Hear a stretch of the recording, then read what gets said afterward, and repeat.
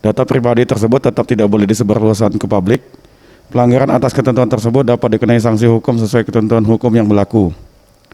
Dalam kondisi wabah pandemi COVID-19, data pasien COVID-19 dapat dibuka tim dokter atau rumah sakit hanya kepada pemerintah, CQ Satgas COVID-19, untuk digunakan secara selayaknya dalam rangka menangani pandemi COVID-19. Firin Kusuma, Divisi Hukum di Rumah Sakit Muhammad Husin Palembang menjelaskan, berdasarkan Undang-Undang Nomor 44 Tahun 2009, ada sekitar 18 hak pasien yang harus dijaga kerahasiaannya. Salah satunya mengenai hak privasi. Dan pihak rumah sakit harus menjamin kerahasiaan data riwayat pasien tersebut. Memang kita terbukti kesalahan, kan di situ ada tuntutan perdata.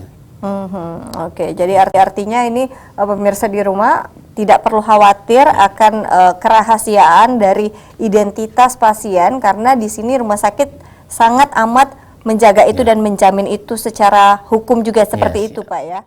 Menjaga kerahasiaan data pribadi pasien merupakan kewajiban semua pihak sesuai dengan pasal 57 Undang-Undang 36 Tahun 2009 tentang kesehatan. Firin mengajak supaya masyarakat memberikan dukungan penuh, baik itu untuk pasien terkonfirmasi COVID-19, kasus suspek maupun tenaga medis.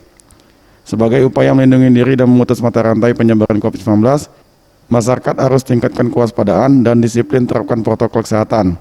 Tim Liputan, Sriwijaya TV.